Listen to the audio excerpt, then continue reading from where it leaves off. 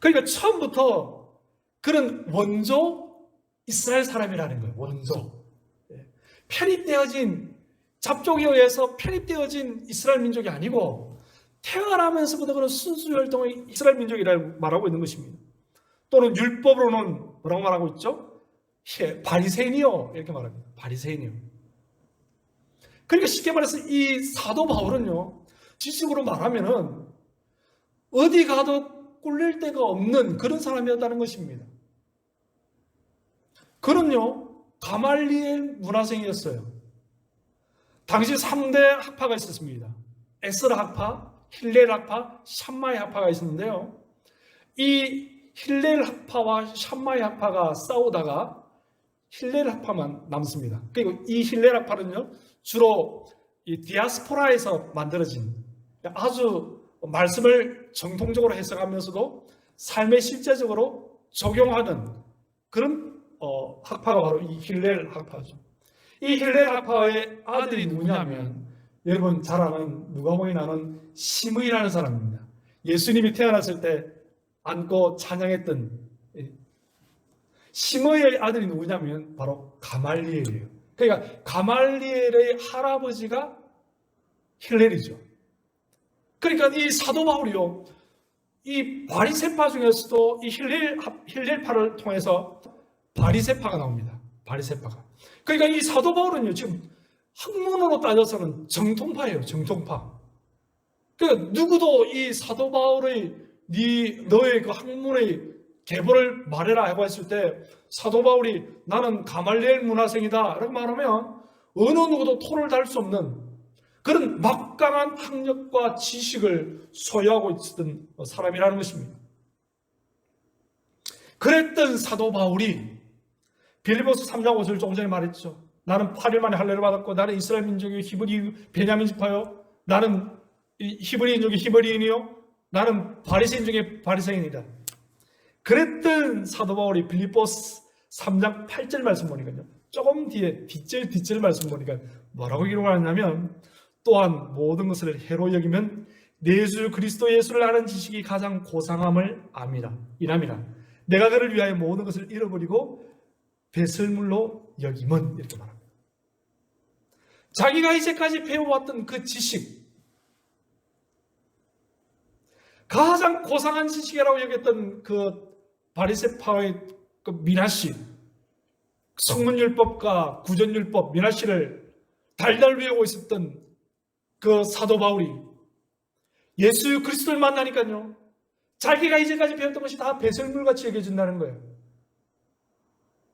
여러분, 배설물은 어떻습니까? 우리가 이를 본다 하면 보지 않죠. 이해는 되지 않습니다. 바로 플러싱 하잖아요.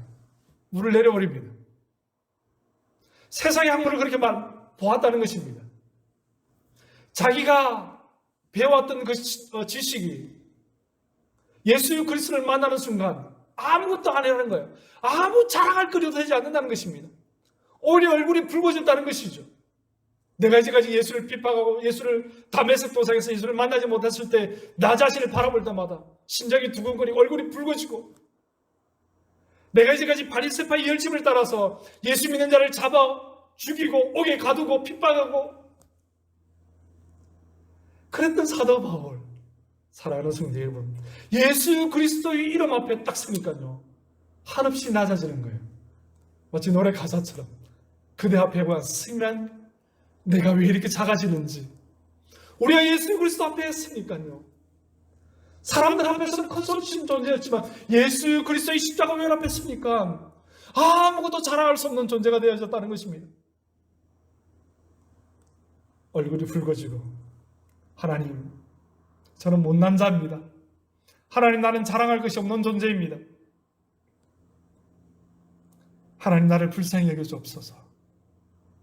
하나님, 불쌍히 여겨주옵소서. 더 이상 기도가 필요합니까? 하나님, 불쌍히 여겨주옵소서. 하나님, 불쌍히 여겨주옵소서. 내가 미련합니다.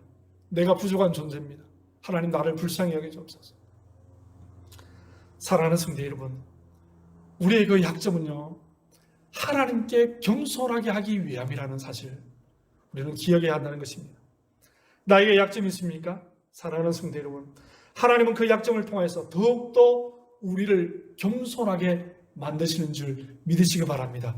아무에게도 말할 수 없는 그 약점, 차마 나의 자녀에게도, 나의 아내에게도, 나의 남편에게도 말할 수 없는 그 약점, 지금도 혼자 생각하면 얼굴이 붉어질 것만 같은 그 약점, 그 약점을 통해서 우리는 더욱더 하나님 앞에 낮아지는 거예요.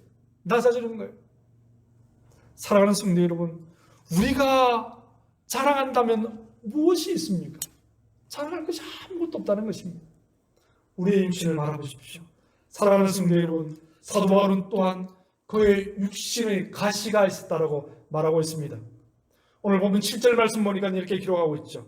여러 계시를 받은 것이 지극히 크므로 너무 자만하지 않게 하시려고 내 육체에 가시고 사탄의 사자를 주셨으니 이는 나를 쳐서 너무 자만하지 않게 하려 함이라. 사탄의 가시를 주셨다는 것입니다.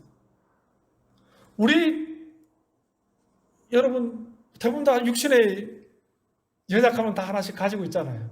그죠? 어떤 사람들은 사도 바울의 육신의 가시가 뭐 안질이었다, 또는 뭐 사람이었다, 사람이 육신의 가시였다, 뭐 이렇게 디모데후서 말씀 보면은 뭐 알렉산드나 이런 사람, 또는 어떤 사람은 위가 안 좋았다. 그래서 드로아에서 아소로 갈 때 사도행전 20장 말씀 보면은 사도 바울은 걸어가죠.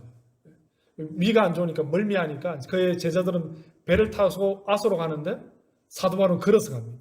그래서 어떤 신학자는 사도 바울이 위가 안 좋았다, 또는 간질이 있었다, 그의 뭐 육신의 여러 가지 연약함이 있다라고 말을 하는 신학자들이 있습니다. 여튼 사랑하는 성도 여러분, 우리의 육신의 연약함이 우리를 더욱더 겸손하게 만든다는 거예요. 더욱더 겸손하게 만든다는 것입니다. 우리가 10대, 20대는요 날아다녔지 않습니까? 30대까지만 해도 우리는, 아니 40대까지만 해도, 그죠? 그런데 어느 순간인가 우리는 의사들한테 가면 의사들이 그렇게 말합니다.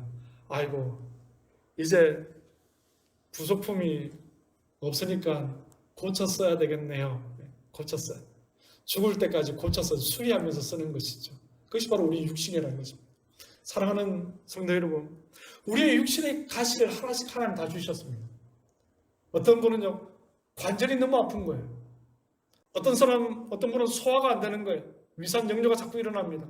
어떤 사람은 이 뒷골이 자꾸 또 이명이 나기도 합니다. 두통이, 또 어떤 분은 허리가 아픕니다. 여러 가지 일들을 통해서 하나님께서 우리에게 겸손을 훈련시킨다는 거예요. 사랑하는 성도 여러분, 나에게 그 약점, 어떤 분은 지식의 약점이, 어떤 분에게는 경험의 약점이, 어떤 분에게는 육신의 약점이 있을 수 있습니다. 그런데 그 약점을 통해서 우리가 더욱더 낮아질 때에, 더욱더 겸손해질 때에 하나님께서는요 그 겸손을 통해서 하나님의 장점으로 사용하여 주시는 줄 믿으시기 바랍니다. 하나님은요 교만한 자를 물리치시고 겸손한 자를 사용하여 주신다라고 말씀하고 있는 거예요. 그 말씀이 진리라고 믿음으로 나가는 성도는요 오늘 이 시간부로 결단하시기 바랍니다. 더욱더 겸손한 자로 하나님 앞에 쓰임받기를 소원하시고, 오늘 하루도 또 반주간 남아있는 우리의 삶이 더욱더 우리의 주인 되시는 우리의 아버지 하나님 앞에 겸손함으로 나아가는 저와 여러분들이 다 되시기를 주님의 이름으로 소망합니다. 다음으로 보니까요, 약점을 장점으로 바꾸는 것은요, 우리의 약점은 하나님께 기도하게 하기 때문에 그렇다는 거예요.